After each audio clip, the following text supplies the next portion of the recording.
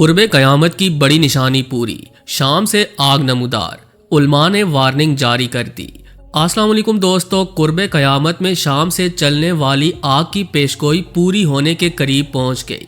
Israel फ़लस्तीन जंग और शाम के मौजूदा हालात इस हवाले से इंतहाई अहम किरदार अदा कर रहे हैं। सवाल यह है कि क्या इसी जंग की वजह से एक आग भड़कने वाली है? क्या शाम का वो इलाका जहां से आग चलेगी वो सुर्ख और गर्म होता जा रहा है? आज हम आपको शाम से चलने वाली आग और ग़ज़वा-ए हिंद से मुतल्लिक नाकाबिले यकीन हक़ाइक़ से आगाह करने की कोशिश करेंगे। मौजूदा हालात में मुसलमानों को क्या करना चाहिए और अहादीस में शाम की आग से मुतल्लिक क्या इरशाद हुआ, यह सब कुछ जानने के लिए वीडियो को आखिर तक ज़रूर देखिएगा।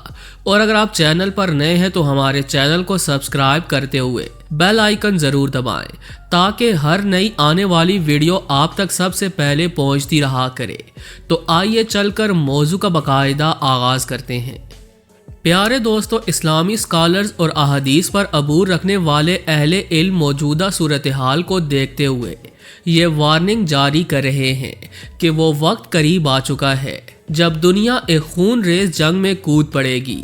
इस सिलसिले में एक हदीस मुलाहिज़ा कीजिए कि नबी करीम सल्लल्लाहु अलैहि वसल्लम ने फरमाया, तुम पर 4 फितने आएंगे। पहले फितने यानी खूनरेजी को हलाल समझा जाएगा, दूसरे फितने में खून और मालों को हलाल समझा जाएगा, तीसरे फितने में खून, माल और शर्मगाहों को हलाल समझा जाएगा और चौथा फितना बहरा, अंधा और सब पर छा जाने वाला होगा। वो समंदर की मौजों की तरह ठाठे मारेगा, यहाँ तक के लिए लोगों में से किसी एक के लिए भी उस फितने से बचने का कोई ठिकाना ना होगा।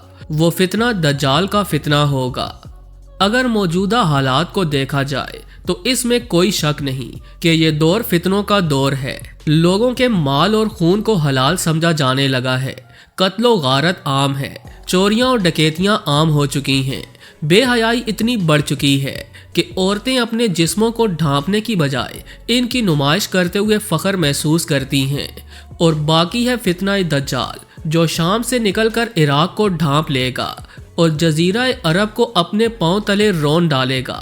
उलमा के मुताबिक ये वो तरतीब है जो हजूर अकरम सल्लल्लाहु अलैहि वसल्लम ने आने वाले फितनों के बारे में बताई।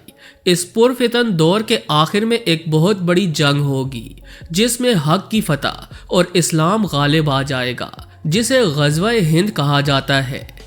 प्यारे दोस्तों, एक और हदीस के अल्फाज हैं कि ग़ज़वा-ए हिंद यानी आखिरी जंग से पहले शाम से एक आग नमूदार होगी।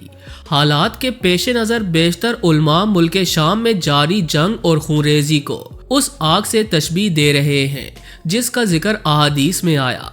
क्योंकि जंग को आप आग से तशबीह दे सकते हैं, इसकी दलील कुछ इस तरह से है कि जंग में जो हथियार इस्तेमाल होते हैं वो आतशी हैं और वो गोला बारूद आग की वजह से ही फटता है और मज़ीद आग फैलाकर तबाही मचाता है। अहादीस की तशरीह करने वाले अहले इल्म ख्याल करते हैं कि हदीस के अल्फाज का मतलब ये है कि आखिरी जंग से पहले एक जंग शाम के इलाके से शुरू होगी और रफ्ता रफ्ता पूरी दुनिया में फैल जाएगी। अगर हालिया दिनों की बात की जाए तो शाम में जारी खाना जंगी इसी सिलसिले की एक कड़ी है, जबकि फ़लस्तीन में भी मुसलमानों का कत्लेआम जारी है। इसराइल ने गोलान की पहाड़ियों पर कब्ज़ा करने के बाद जश्न मनाया और अब सुनने में आया है कि इसराइल शाम पर हमला करके इस पर कब्ज़ा करने की तैयारी कर रहा है। यानी दुनिया एक बड़ी जंग की जानिब बढ़ रही है और इसका मरकज़ है मुल्क शाम। चंद माह कबल तक पूरी दुनिया की नज़रें इसराइल हमास जंग पर लगी हुई थीं और अब शाम के इलाकों में मुसलमानों को तहे तेग किया जा रहा है। इसराइली फ़ौजी हुकाम ने यह मौक़िफ़ अपनाया कि चूँकि शाम, उर्दन, लुबनान और हमास ने मिलकर इसराइल पर हमला किया था, इसीलिए इसराइल अपना बदला लेने के लिए फ़लस्तीन के अलावा इन अरब ममालिक पर भी हमले की प्लानिंग कर रहा है।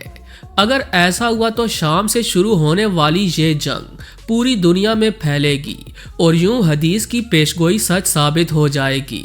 सवाल ये भी है कि शाम से उठने वाली ये जंग कैसे पूरी दुनिया को अपनी लपेट में ले सकती है।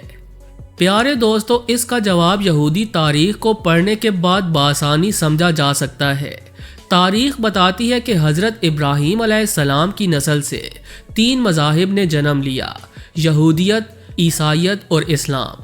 ان تینوں مذاہب کے لوگ اس جنگ پر یقین رکھتے ہیں، لیکن بحیثیت قوم اس پر پختہ ایمان صرف اور صرف یہودیوں کا ہے، اور انہوں نے اجتماعی طور پر پختہ یقین کے ساتھ ہجرت بھی کی۔ چند لمحوں کے لیے تصور کریں کہ آپ کا یورپ یا امریکہ کے کسی بڑے شہر میں اچھا کاروبار ہو، سیاسی اور معاشی شخصیات آپ کے گن گاتی ہوں اور میڈیا تک آپ کی رسائی ہو، آپ کا دنیا میں فیصلہ کرنے والے مراکز پر قبضہ ہو۔ ایسے میں آپ سے کہا جائے کہ آپ ایک جزیرہ نما کونے اور ایک صحرا کے دامن میں جا کر آباد ہو جاؤ، ایسا علاقہ جہاں نہ پانی میسر ہے اور نہ بجلی اور نہ ہی کوئی شہری آبادی اور نہ ہی سہولیات کا تصور، آپ یقیناً اس کو پاگل پن سمجھیں گے۔ لیکن یہودی 1920 سے یورپ و امریکہ میں بسے اپنے گھر بار اور کاروبار چھوڑ کر یہاں پر آباد ہونا شروع ہوئے۔ کیفا اور تل ابیب جیسے صحرائی علاقے میں، جہاں چاروں طرف ریت اور ارد گرد آباد دشمنوں کی موجودگی میں وہاں آباد ہونا خود کو موت کے حوالے کرنے کے مترادف تھا، مگر یہودیوں نے ایسا کیا۔ تاریخ بتاتی ہے کہ جنگ عظیم دوم میں یہودیوں پر شدید ظلم ہوا، لیکن وہ ڈٹے رہے اور اتحادی افواج کی فتح کے بعد وہ ان ملکوں میں آباد ہو گئے۔ ہونا تو یہ چاہیے تھا کہ وہ ان ملکوں میں ہی رہتے اور اقتدار کے مزے لوٹتے، لیکن وہ سب یروشلم کے آس پاس آ کر آباد ہونا شروع ہوئے۔ انہوں نے خود مختار قومی ریاست بنائی اور اس کو مذہبی ریاست قرار دیا اور تورات کا آئین نافذ کیا۔ ریاست بنتے ہی پہلی عرب اسرائیل جنگ ہوئی، لیکن کسی یہودی میں عدم تحفظ کا احساس پیدا نہیں ہوا۔ کوئی اسرائیل چھوڑ کر نہیں بھاگا، بلکہ آج تک خوشحال ہے، اور حیران کن طور پر اسرائیل میں یہودیوں کی آبادکاری بڑھتی ہی جا رہی ہے۔ یہ تمام یہودی یہاں پر کاروبار کرنے، شہر آباد کرنے یا کسی پرفضا مقام پر زندگی گزارنے کے لیے جمع نہیں ہو رہے۔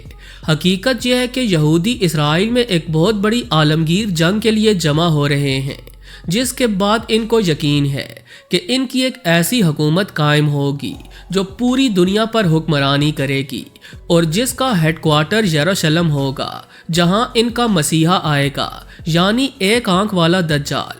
ہیکل سلیمانی دوبارہ تعمیر ہوگا اور وہ اپنا عروج دیکھیں گے۔ پیارے دوستو، یہاں سوال یہ پیدا ہوتا ہے کہ کیا تمام امت مسلمہ میں سے 10% کو بھی اس بات کا علم ہے کہ یہودی مسلمانوں سے جنگ کرنے کے لیے اسرائیل میں جمع ہو رہے ہیں؟ یقیناً بہت کم مسلمان ہی اس بات سے مکمل واقفیت رکھتے ہوں گے۔ یہاں یہ حدیث بھی یاد رکھنی چاہیے کہ حضور اکرم صلی اللہ علیہ وآلہ وسلم نے فرمایا، قیامت اس وقت تک قائم نہیں ہوگی یہاں تک کہ تم یہودیوں سے جنگ کرو گے، یہاں تک کہ وہ پتھر جس کے پیچھے یہودی ہوگا کہے گا، اے مسلمان یہ دیکھو ایک یہودی میرے پیچھے چھپا ہوا ہے، یا پھر درخت یا پتھر بول کر بتائے گا کہ اے اللہ کے بندے یہ یہودی میرے پیچھے ہے، سوائے غرقت کے درخت کے، کیونکہ وہ یہودیوں کا درخت ہے۔ ماہرین اور اہل نظر کے مطابق عالمی جنگ جس کی تمام تیاریاں یہودیوں نے مکمل کر لی ہیں، یہی وہ آگ ہے جو شام سے نکلے گی اور پوری دنیا میں پھیل جائے گی، جس کے بارے میں حضور اکرم صلی اللہ علیہ وآلہ وسلم نے فرمایا تھا کہ شام سے ایک آگ نمودار ہوگی جو پوری دنیا پر چھا جائے گی۔ آخر میں دعا ہے کہ اللہ تعالی ہمیں فتنہ دجال اور قیامت سے پہلے ظاہر ہونے والے خوفناک فتنوں سے محفوظ رکھے، آمین ثم آمین۔ جی تو پیارے دوستو، یہ تھی آج کی ویڈیو کیسی لگی کمنٹ کر کے ہمیں ضرور آگاہ کیجیے گا، اور ایسی انفارمیٹیو ویڈیوز دیکھنے کے لیے ہمارے چینل کو سبسکرائب کرنا ہرگز نہ بھولیں۔ آج کے لیے بس اتنا ہی، اگلی ویڈیو تک کے لیے اللہ نگہبان۔